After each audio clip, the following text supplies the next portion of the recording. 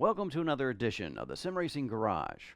I'm Barry Rowland, and in this episode, we're going to be reviewing this Fanatec to USB conversion system from Simon Maltby at Sim Racing Machines. Now, he's been making these conversions for quite a while now, and this is the latest evolution of that conversion. Now, I'm going to be converting this Fanatec F1 carbon wheel to a USB using this system. And that's so I can use it on my direct drive system back here, my Bodner Sim Steering version 2 unit. Now, also, we're going to be looking at some of these cool carbon fiber shifters that Simon also makes. And these are magnetic, made of carbon, and they bolt right up to this wheel.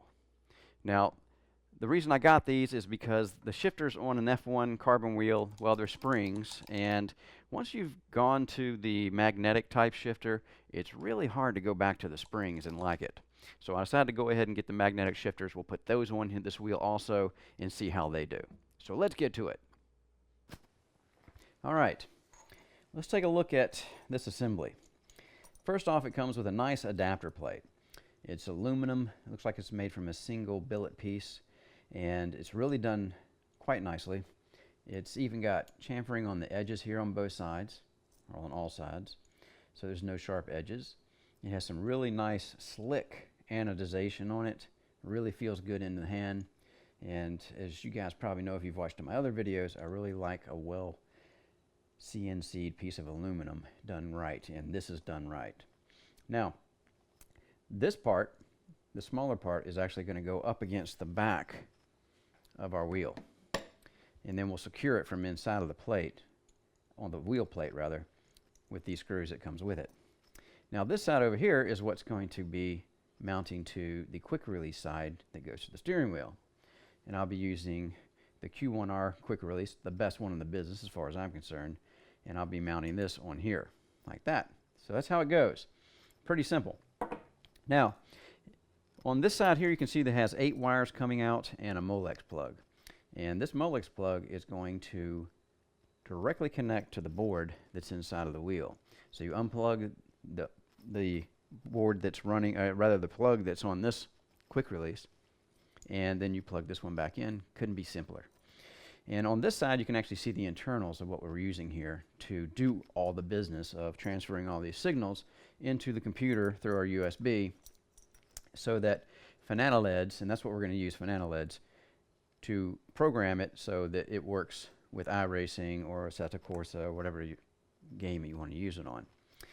Now, this board, there's other ways to do this, by the way, and I just wanted to show this, touch on this really quickly, is what they call a teensy. You can see it right here. So you can get a little look at there. Yeah, a teensy LC board. It's basically a USB board with a chip on it there. That's the brains of the board. And what you would do with this, and this is what I was going to do actually before I found this, is take this board and program it. And I would program it using one of these, my Arduino Uno computer. And once you've programmed the firmware you need onto this board, then of course you're going to solder some connections here once you find out which connections that needs to be done with. And then you'll have all these wires that you see here hanging off your USB board. And then of course you have to find your own Molex plug, or you can directly solder it to the board inside the wheel. But you still have to have an adapter, and like I said, it's much simpler to do it this way. When I saw this, I said, you know what, not that I can't do it this way, with this doing all the soldering and everything myself, but then you got to find an adapter and have some way to modify that to fit your needs, which of course is doable. Don't get me wrong, there are adapters out there. You can just buy those alone if that's how you want to do it. But it's much easier just to do this, and he's done a very good job of it. In fact, he's even got a little pin header on here that has the screws. Get a little closer there. It has screws on it so that it helps contain those wires or secure those wires from sliding out.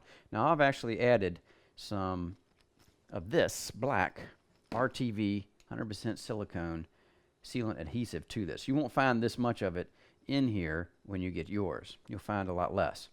But I had to take this apart, this whole wire here, or actually USB cable, because this one has the 5-pin DIN accessory or option that you can get from Simon, and it has a female part that I'll show you later on. that actually attaches to my rig over there, and then I can just plug this in and use this cool little threaded collar here that will secure it quite nicely, so I'll never have to worry about it unplugging. Not that I ever really had a problem with a regular USB plug, but I had to switch this out for another plug that I had because this came with a regular USB, and I just happened to have an extra one of these because I'd ordered some stuff from Simon before.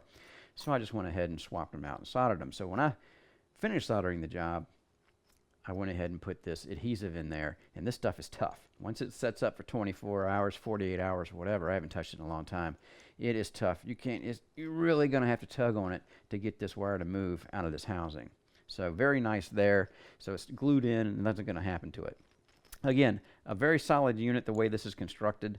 It really feels good in hand. You know, hats off to Simon. He did a great job with this. Now, before we put this into the wheel, what we'll do is actually take a little closer look at the shifters that I got that are just plug and play for this wheel when we come back. Right, so now we're going to talk a little bit about the shifters. Now these units are assembled with using carbon fiber throughout, and you can see that he's got a little engraving on here.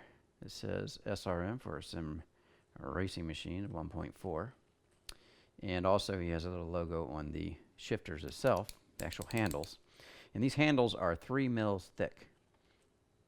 So it's good. That's a very nice thick feeling shifter handle when you have it on your finger. Now, he's done a really great job here. And if you look, it's like several, maybe even 5, 6 different pieces of carbon fiber here that are all put together and bolted together and glued together. And we don't have a real window to look in here and be able to see what kind of actual switch he's using, but it's really not that important as long as it works, obviously. It's not too much, 2 switches these days. It's got a nice stainless steel pivot bar in there and a little C clamp on the other side locking it in for your pivot point. Now on the back you'll also notice here that this is adjustable, so you can actually loosen these nuts here, and they're a little 2 millimeters on the other side here, so that you can slide this back and forth to suit the reach of your fingers. And we'll actually test some of that out once I have it mounted to the wheel. Now this is actually a 10 millimeter magnet setup on this shifter. He has 2 options here. The 10 mil, which is a softer feeling shifter. And if you're shifting, it feels actually a lot more like the original shifter that's on the Fanatec. Well, maybe not. Actually, now that I'm actually comparing them on the video, this is pretty weak compared to this magnetic. But maybe that's just because it's magnetic and the springs just can't compare to the kind of action. But still, this is stiffer than this is, but they have a 15 millimeter option for your magnets, and that's the 15 mils on both sides. Now this is more of what I'm used to. The shifters that I have on my GT wheel that I use all the time, which is this one, they are pretty heavy duty on their action. So I'm probably going to run the 15s, but it's good to have options. And you can either order the 10s and then order a set of 15 millimeter magnets in case you want to change it over. No, or you can just order it with the 15 if you think you want the more powerful one from the get-go. Now if you look here on this back plate, he's actually engineered this so this is going to bolt directly into the bolt holes that are holding the shifter on the Fanatec wheel. Very nice. Again, this is pretty much just a plug and play deal here. And of course the wires have a Molex plug on the end that are going to plug directly into the main board on the steering wheel. Once we have it apart, we'll be able to see all that. And if you look down here, you'll see on the bottom of that shifter, you can see the shifter wire running back towards the board there. These shifters feel pretty good when they're not mounted. Of course, they're going to feel better when they are mounted to a solid frame like is on this wheel here. So we'll get to that once we get the wheel apart and we're putting on the hub also at the same time. Now you can get, obviously you can run this hub on a GT wheel too, and so some GT paddles, shifter paddles, are actually available also. So just about any Fanatec wheel you'll be able to adapt to a USB if you like that wheel. And Fanatec, don't get me wrong, Fanatec has got some decent wheels. I like the Porsche wheel. I wasn't a big fan of the BMW wheel. It was kind of a brick, a very heavy wheel. Even though it got the job done, it did feel good in the hand. It was just a heavy wheel, and that's something I probably wouldn't consider doing the conversion on personally. But this wheel actually fit my hands really well. I got smallish hands, and even with my gloves on when I'm running, it really fits just comfortable. It's just comfortable. And it has the Alcarta, or whatever you want to call that, fake suede on it, which is actually replaceable on this wheel, which is another cool thing. And this has the carbon fiber on the front. Now, it's not really a whole carbon fiber plate there. It's still plastic in the back, or whatever they're using here, some kind of a hard, tough plastic with, it looks like maybe 1/2 mil carbon fiber sheet stuck on the front of it, so it has the real carbon fiber look, because, well, it is a real carbon fiber sheet on that. And it does look pretty cool, actually, comparatively to the other wheel, because I've had them both. All right, so we've been over the shifters, we've been over the hub, and now all we're going to do is start pulling this apart, and I'll take you through it, as I usually do, step by step, and see what's inside this baby once we get her cracked open. So we'll do that next. All right, so now we're ready to take this baby apart and get our hub back on here. So the first thing that you'll notice on this is there's actually 4 screws holding this main piece. This little piece here is all metal, and it's held on by 4 screws. I'm trying to get a look at them there. And if you see that screw, I got a little pointer here. That'll help out. There's the screw right there. And there's 4 of them, and we're going to undo them from the front of the plate. But if you'll notice under this, there's actually a piece of metal. It's a spacer. And the reason I'm pointing that out is because as we loosen these screws and we take this plate off, these spacers are going to fly away on you because they're not fixed. And they can get inside the wheel, they can go across your table and onto the floor, and you can't ever find it again. So you really need to be mindful of these spacers because you don't want them flying away on you. So we got them here, we got them over here, see it there, and of course on the other side it's the same deal. On the front, we're going to be undoing this, and this. 4 screws, and I believe we found out they were like 2.5. Yeah, they're 2.5 millimeter screws. So we'll go ahead and get those off. But remember, we're also going to be putting on the shifters. So we'll have to find out and be mindful while we're proceeding of what we need to do to access the plugs for the shifters. But first, let's go ahead and get this set up. And bear with me. I actually like to get the bottom ones first and get everything a little loose first before I start actually, well, I'm going to scrape up my carbon fiber finish there. Another thing, be very careful. You don't want to scratch up your nice front face on this wheel. And this wheel, if you may have noticed, some of you may have caught this, the white F is gone on this wheel, and there's a nice cool looking Ferrari emblem on here. Now, this wheel, the carbon one comes with, and the other one comes with an F too, but it's a silkscreen bright white F on here that I really didn't like. So I just used some wet sandpaper in more aggressive grits to finer grits to very carefully take that silk screening off. And of course I had some scratching once that was done, so I used some rubbing compounds, a more aggressive grit down to a very fine polished grit to get that shine all back in there. So you can see it worked pretty well. Came out really nice. Anyway, just thought that was, you guys might want to do that to yours. You never know, because we always like to do custom stuff. Now, I got this screw ready to come out, and that spacer is going to drop off, and hopefully it's going to drop off on my little towel back here. And there it is. Cool. So we want to do that with the rest of them too. And I use a little magnetic dish over here to make sure I don't lose my screws. Right. So we'll go ahead and get the rest of these going. Tilt it back a little. There goes our spacer. Good deal. Now we got the top ones. And I'm going to try to, because if you'll see here where these top ones are, there's actually a gap. I can show it to you here. There's a gap back in this plastic piece here that this spacer loves to slide down into and get lost. So I'm going to kind of tilt it up this way as I take these out, and hopefully they'll fall straight down that way. This is a little fiddly, but you know, it's just part of working on your hardware. Okay, now I'm going to see if I can get it to, there we go. Very nice. So we got one left, and then we'll see what's going on in here. Let's go ahead and hold this guy up here like this, and you got to really make sure you don't lose your grip on this back plate because it is ready to come off. Careful. All right, and one more. All right, that worked out quite well. I'm surprised, actually. Thought for sure we'd lose one of them. Right, so we've got this plate loose now.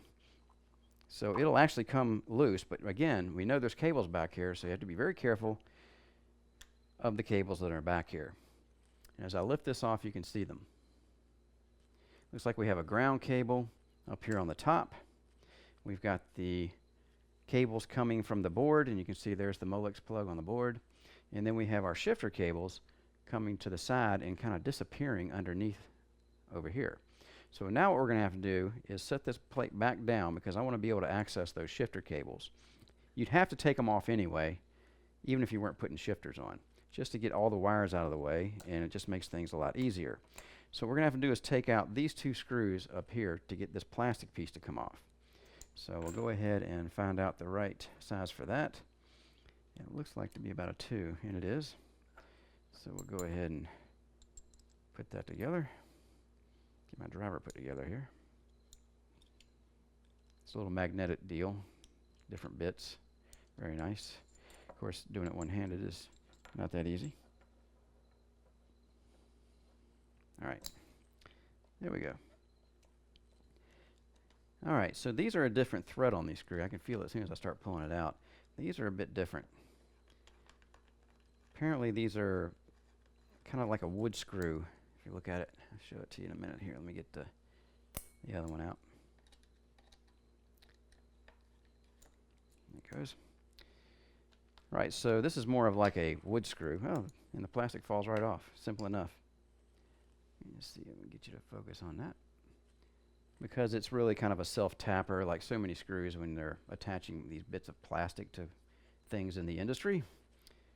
So we've got the plastic piece off, so now we've got access, hopefully. Let's look down here. And there is our shifter cable. And you can see there's a little Molex plug here that's going onto the board. So we're going to have to carefully take those off so that we can get the board free. Now, also we're going to have to go in here and take this ground wire off. And I believe that's a 3 mil, if I am right. So let's go ahead and lean this up a little bit and see if I can get this ground wire to come off. And you also notice all these other screws in here. And on the hub itself, let's get the hub over here, actually comes with 3 screws on its own. But it also has 6 holes in total. So if this has 6 holes in total, which it does, then it should fit right on there. But we'll see once we get everything apart. Let's go ahead and get this ground wire loose. Okay, easy enough. Boy, this is really easy so far. Now these little shifter plugs, I'm just trying to think how hard these are going to be to, oh, easy enough, came right off. And another shifter plug. Okay, so now we got the shifter plugs loose, and the only thing left is the main cable going to the Molex plug itself. Now, here's the problem. I can see right now, well, not really a problem, but it is a bit of a hurdle we got to get over. They have glued or hot glued this Molex plug to the connector. Now this is not that uncommon when it comes to attaching things in the industry to try to keep them from coming back off from vibrations and things like that. In fact, I might hot glue mine back on once I have this one off. But this is going to be probably the fiddliest bit because now I've got to get my heat gun out. And I've got to put some heat on this without burning everything up and get it soft enough to where I can get it off.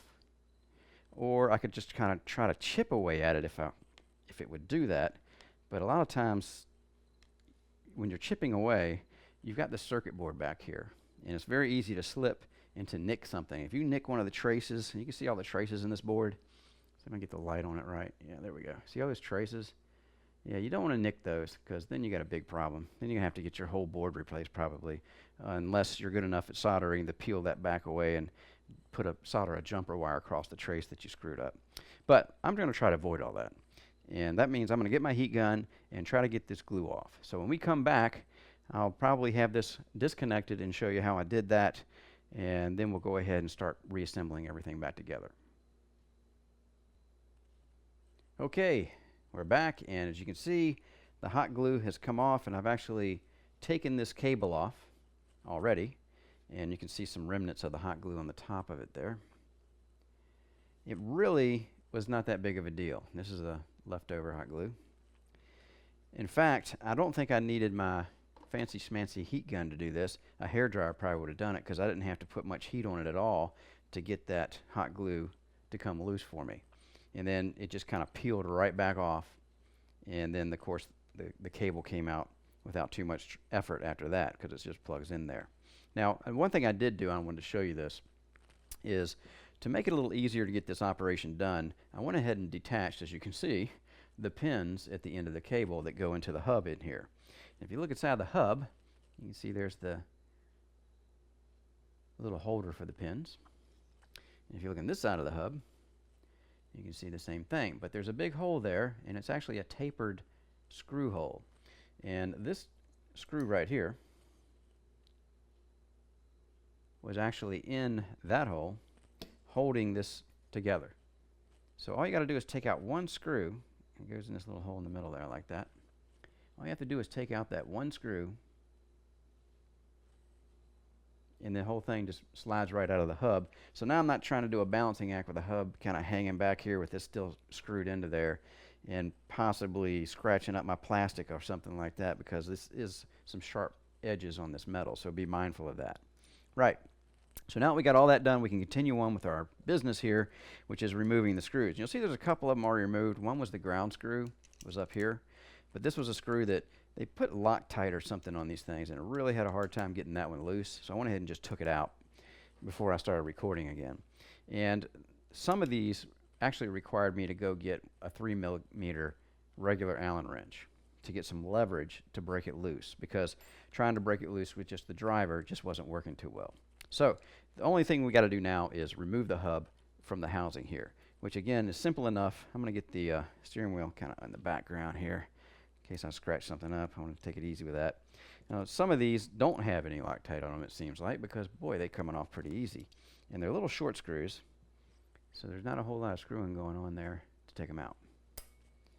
So we'll go ahead and get the rest of these out real quick. And this one looks like it has some Loctite. In fact, it does. And you can see the remnants of it right there, that red stuff there. And two more to go, and we'll have this hub off of here. And this one's kind of tight too. Again, you can see that red Loctite's falling off. I'll probably use a little bit of Loctite, but blue Loctite, going back on with the other hub. You can see it kind of disintegrates as you take it out. You see all that red stuff falling out from behind. All right. Now we got all our screws safe and on the magnetic part over there. So now you can see we have it all disassembled, and it's kind of got some of that red Loctite in there, and of course it's on the back of the hub. But now we're really not concerned with that, and what I'll do is, for storage purposes, I'll go ahead and take this hub and probably put it back together so I have the wiring harness sticking out of it. But maybe not. Maybe I'll just go ahead and put it all in a plastic bag and just store it so it'll keep it all safe and secure. So if I ever want to go back to factory stock, I can. And while I have it loose like this, I'm going to go ahead and take off the shifters and put the other shifters on. And I might as well do that while this is free and in my hand, because it's going to probably be a lot easier to do it that way. If you're not putting shifters on, then you guys can just skip through this part of it, but it shouldn't take me very long to do it, because it's a pretty simple thing of just getting these two screws.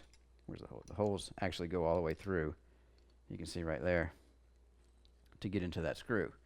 Of course, the problem here is that it is not a 3mm, and that's all I have for this, so I have to go get a 4mm, but I do have one over here in my toolbox somewhere. There it is.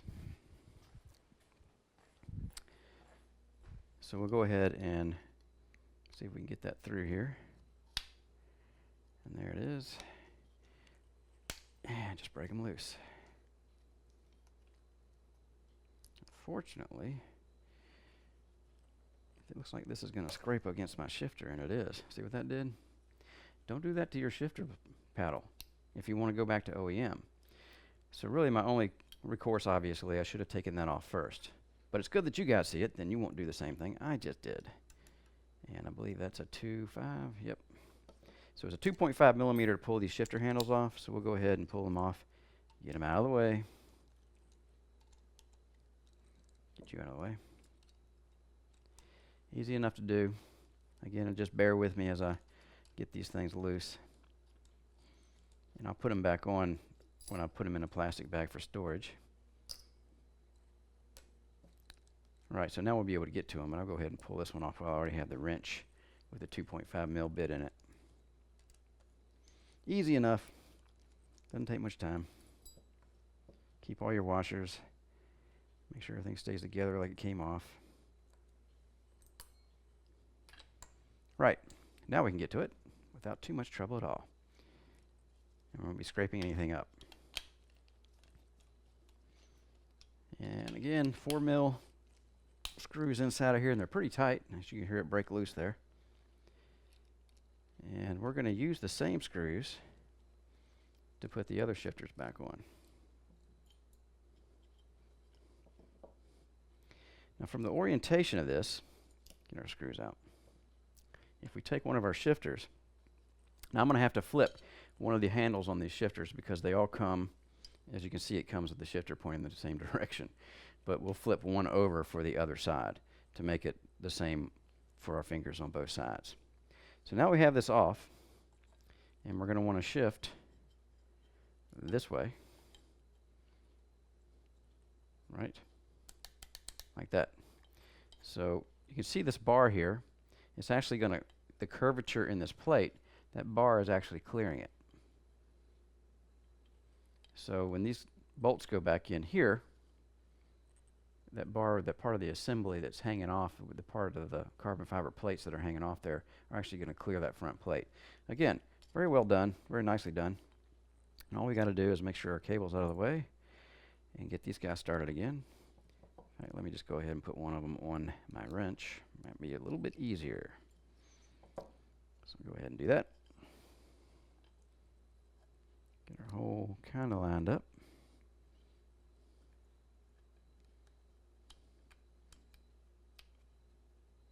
There we go. Make sure the wire doesn't get pinched in there. And we'll set our second one up.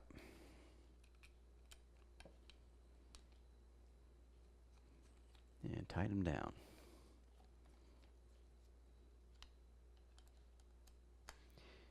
And I got this little ball head on this particular driver that I have. See how it's a little ball? It's not the straight. It's got that little rounded ball on it, which allows me to get a little more angle on things as you're screwing them in, which is perfect for this application because you can see how I'm kind of off at an angle here when I'm screwing this on to miss the carbon fiber plate over here. So we just snug those down and see what we got. Right. So the back of the wheel will be like this. And our shifter will be sticking back there and pulling forward. And we're good to go. That feels pretty good actually, and it's just on the plate. Yeah, that's going to work great. That feels really good. Right. So let's go ahead and grab the other one real quick, do the same thing. And as you can see, our magnets are very high-powered magnets. They pick up everything. These rare earth magnets really are powerful. I've actually hurt my fingers with them before because two of them came together and pinched my finger. Right. This is actually pretty simple to do this. Once you see it done, you go, oh yeah, no problem. We can do that. All right. I got one more shifter to go on. And again, the orientation for the paddles, as you can see, is going to be backwards until I flip it around. See that? No big deal there, though. Let's get this one back on.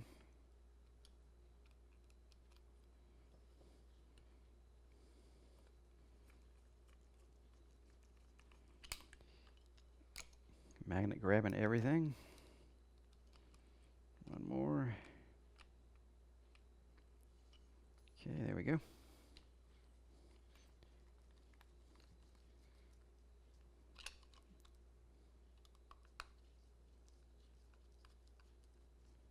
Snug them up good. And we got another one on. Great. All right. So now all we got to do is, looks like it's a little 5.5 millimeter nut on the back of here. See that? So I'm going to get my 5.5 millimeter nut driver, and it looks like a 2 mil head here, and just flip this around to make it work like it's supposed to. But I can do that anytime. And what we'll do now is, actually, what I tell you what I'm going to do. I'm going to go ahead and flip this around, and then we'll come back with a new segment, so this segment doesn't get too long, and we'll just call it Reassembly of the Wheel. And then we'll go through reassembling everything and making sure everything's going back on right, and make sure our hub and our Molex plug and everything is going on as it should. So we'll do that when we come back. Okay, we're back, and we've got the shifter paddles oriented the way we want them. And I got to tell you, this, now that they're tight and mounted, this really feels good. These shifters feel phenomenal compared to the Fanatec shifters. I mean, they're just like little springies in there. Now, don't get me wrong, they do get the job done, and they're fine for that.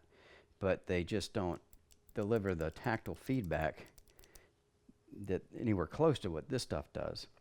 Now, you can see in there's just a little spring around that cylinder in there, so there's not a lot of tension on this shifter. But it does get the job done. But this, wow, as soon as you get it in your hands and you feel it, even though it's not even mounted to the wheel yet, which is going to make it feel even better because it'll be nice and stiff, it just feels phenomenal. Right, so now what we got to do is get the hub attached to the wheel. And what we're going to do now is, obviously, we need to get this thing through the center, because we're going to mount this hub like this to the back. And we have to remember our orientation here about what we're, as far as what we're going to be doing when we put this wheel back together. We need to get our little shifter. Whoops, let's see if you can see it here. Get my big hand out of the way.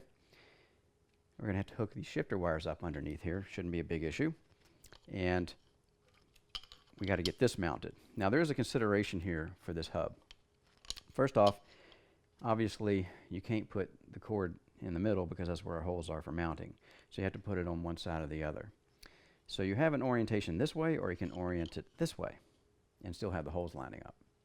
I'm going to have it this way because typically what I'll do is take my cord and wrap it around the steering column, kind of flip it around the top of it, and then run the connection back to where I have the connector on the sim. And you'll see that on my rig when I have it done. So that's the way I'm going to orient it.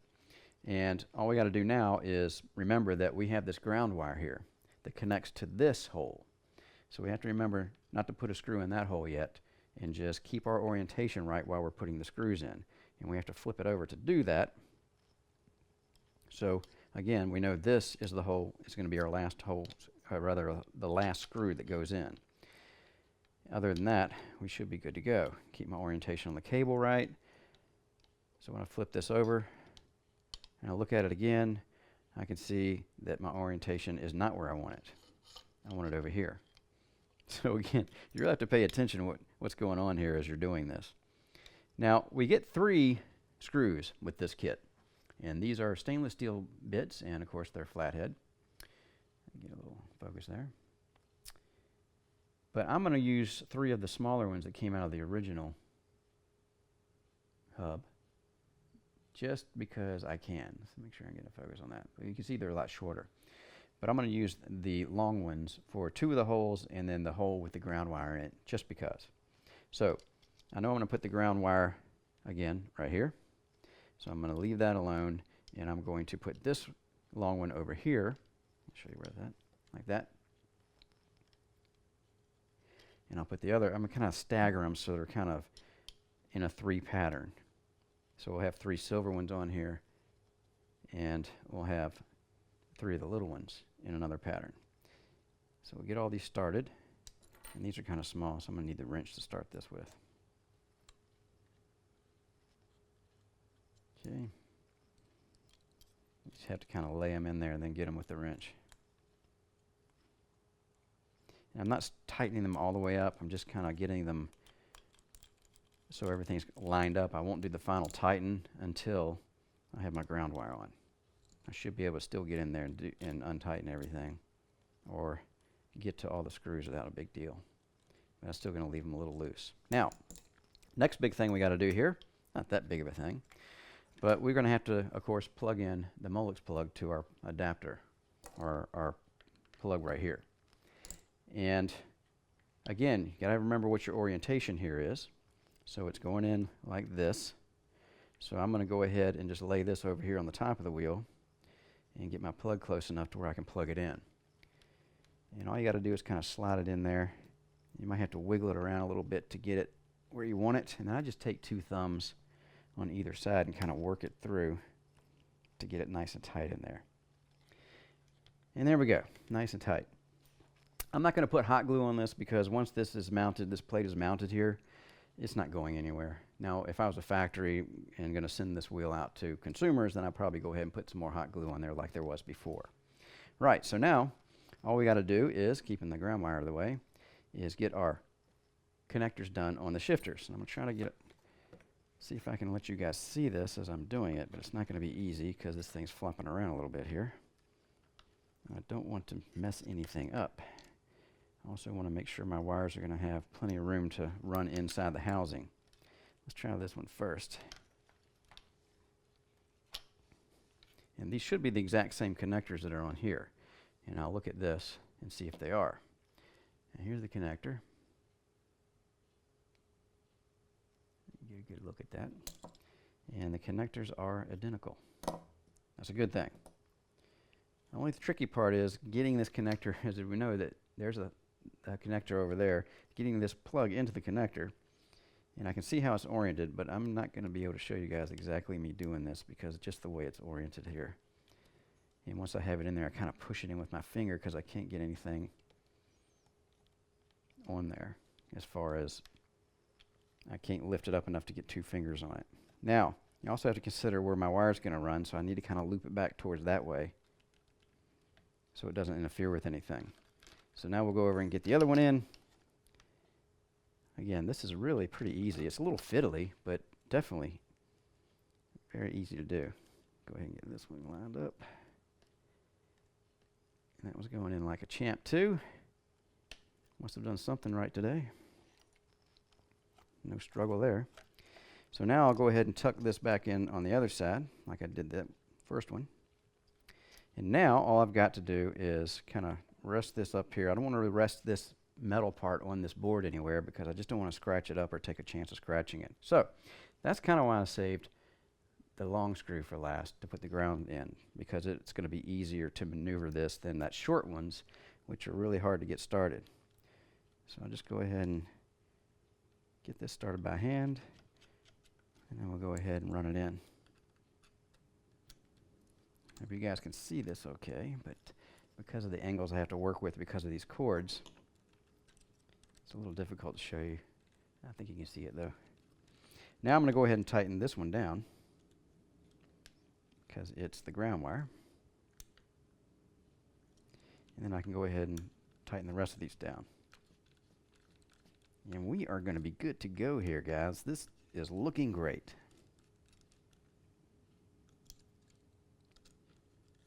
And I've already tested this adapter and the chip, rather the teensy board inside. I've already hooked all the USB up and tested to make sure that all the buttons were working on the wheel before I mounted it, because I hate to mount something that's not, 100% ready to go.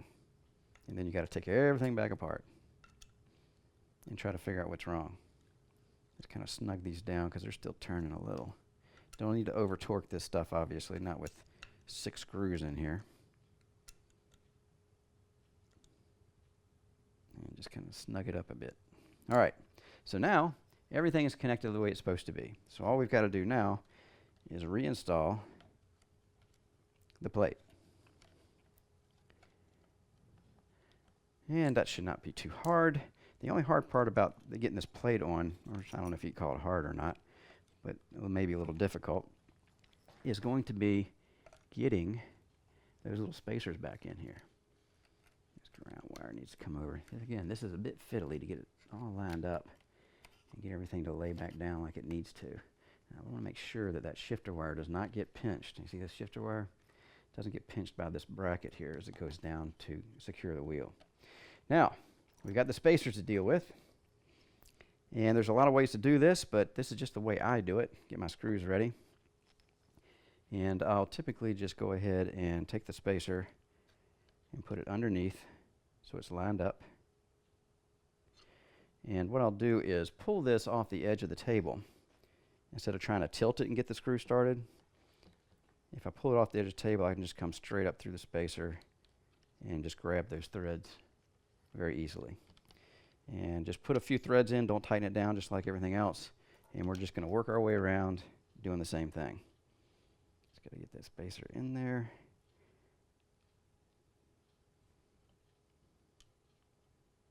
Again, this is a little fiddly, but if you take your time, you should not have an issue.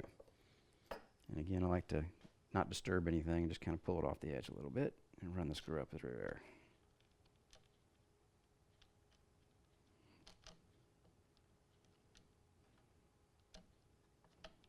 Looking good. All right. We're almost going to be done here once we get these spacers in. Bear with me, if you will. I know this is like dead video time. But, again, you can just see how I'm doing this. Gently put it in there.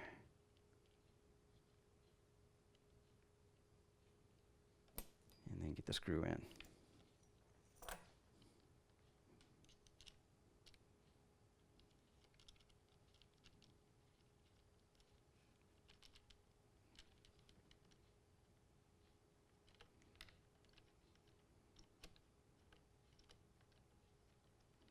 All right, one left and we are good to go.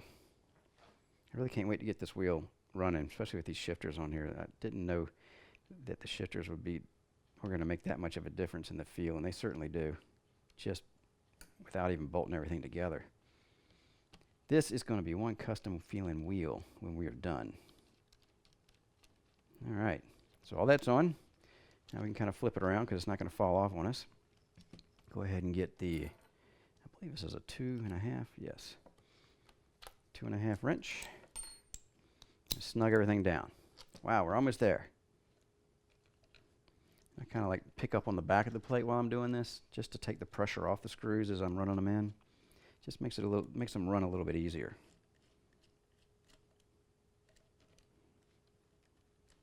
I think this one was a little snug coming out too.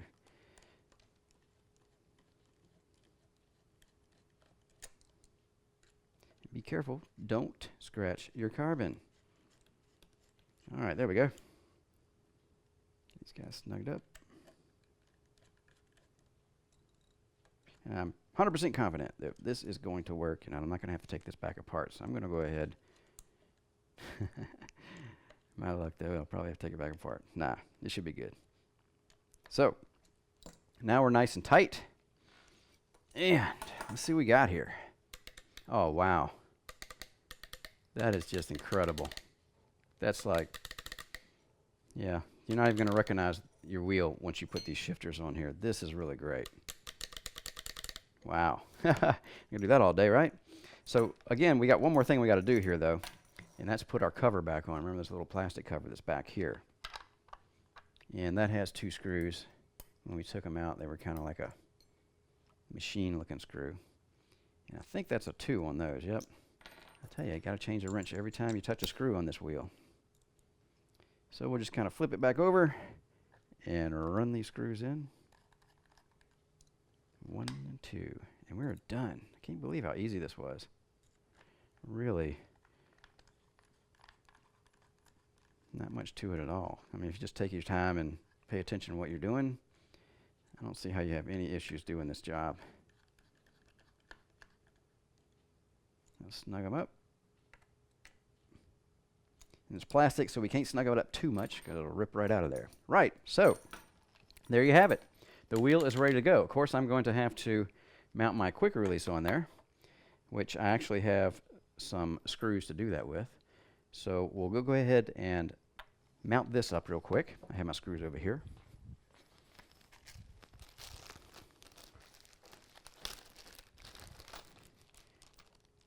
And these are nice long stainless steel units with the cap heads, as it is known. And I believe these are the 4s. Yes. So we'll be using a 4 on this. So hopefully all this will just line up without any issue. And I'm not really worried about nothing being between this quick release. You see how flat that is? There's just no way it's going to hit anything when I put this on here as far as electrical connections inside of there. So I have no fear at all of putting it on like this. So let's go ahead and see how this puppy's lining up. Now these screws are probably, looks like they're going to be a little bit longer than we need. They're going to stick out a little bit. But they're not going to stick out so far that it interferes with anything. All these are lining up pretty good, it looks like. Okay. I don't know, man. I am excited because I've been meaning to. I really missed this wheel. I used to drive it a lot when I had the Fanatec system, and I'd always, like I said, always meant to. Looks like I'm one screw short here. Interesting. Well, that's okay. We'll still just run them down. I'll put the other screw in. I'll find it. Or I might actually, because these are sticking out so far, see how far that's sticking out when it comes through? I'm going to test it first, and then I might go ahead and get some other screws, which I have plenty of them, different lengths, and just get one that doesn't go all the way through. But I just want to get it mounted so I can get our test run. All right. Now, well, that just does not feel like a Fanatec wheel at all now. It's just really stiffer. It just feels stiffer or something. Maybe it's because of the shifters themselves. Shifters have a lot of impact on the feel of a wheel, I think. But this is really ready to go. Okay, so what we're going to do now is go ahead and mount it to the rig and plug it in and make sure everything works and drive it a little bit and talk about Fanatec a little bit. I'm not going to go too deep into Fanatec because, well, you could do a whole video on that thing. But basically what it's going to do is let these RPM lights work and our little gear change indicator work. All the buttons will work anyway in Windows. You don't need Fanatec for that. Right, so when we come back, we'll get to that. Right, so now we have the wheel mounted to the extended steering column on my Cole Morgan motor in my Sims Steering version 2 wheel system. And you can see the way I oriented the hub with the wire I was talking about previously so that I can do a graceful little drape with the USB cord across that column and then come down to the side where I have the female 5-pin DIN plug mounted. And of course I've already mounted the male to it and screwed it in. A nice secure connection there that will never come out. And it's also very secure because it's mounted to my fabricated wheel mount or motor mount that I had to do for the Sim Experience Stage 4 rig. Right, so now what we'll do is actually go into looking at what Fanatec does for this wheel. Well, I was going to spend more time talking about Fanatec because I was certain I was going to have to jump through some hoops to make this work, it being a third-party software with the Fanatec wheel and of course whatever sim that we're going to be using. But I was pleasantly surprised to find out that all I had to do was download the latest version of Fanatec and install it, and it picked up the Fanatec wheel right away. And as you can see, the gear indicators are working through the test loop here, and the RPM LEDs are working just fine right out of the box. It's most impressive. I was really worried I was going to have to spend some time on this. The buttons, of course, on the wheel, you don't have to worry about Fanatec. Don't have to have it for that to work in your simulator because through the USB connection, the Windows driver picks all that up and all the buttons and everything work just fine. And then, of course, we'll go into iRacing or whatever software you're going to use and just map those buttons accordingly. Now, Fanatec's waters run pretty deep. You can do a lot of things with it. You can make different profiles for different cars. You can map certain functions to buttons. There's a lot of things you can do. But I'm not going to get too far into that because, well, that could be a whole new video trying to go through everything that Fanatec can do. So what we'll do next is we'll go ahead and I'm going to get into iRacing, and I'll be in the Ferrari 488 GT3 car and see how well these LEDs for the RPMs and the gear shift indicators work right out of the box with that car. And hopefully everything will just work and we won't have to do anything there either. So we'll get to that next. So here we are in the Ferrari 488 GT3. As you see, my pit limiter button is already working. And again, I have to say I'm surprised I didn't have to do anything. I just went into iRacing and mapped the buttons like I normally would do and Fanatec seems to be working just fine without me doing any other operations than that, which I'm, again, quite pleased and surprised with. As you can see, everything is working. The LEDs are different colors on the Ferrari than they are obviously on the wheel, but if you noticed on the Ferrari, on the iRacing Ferrari, you'll see that when it turns red that the LEDs are already all maxed out and blinking on the actual steering wheel. So it seems to me it's pretty well matched at this point. And the shift indicators are working fine. As you can see, that going up through and down the gears, they work just fine too. Again, I didn't do anything but just plug this thing in and it worked, which is, I'm really happy that I didn't have to do any more than that. So now let's talk about the wheel in general. Again, like I said before in the video, doing this USB mod is really not going to change the feel of the wheel in your hand very much, which is a good thing, because the whole reason I did all this is because I really like the feel of this Fanatec F1 carbon wheel in my hands. It really is comfortable for me to use. And a lot of the GT cars now are actually going to this type of wheel. You don't see the circle wheels too much, or a wheel with the bottom flat and the top part still arched. A lot of them are going just to these two hand position wheels, and that's all you get. So you might as well keep up with the times, right? Plus it's great for doing open wheel cars too.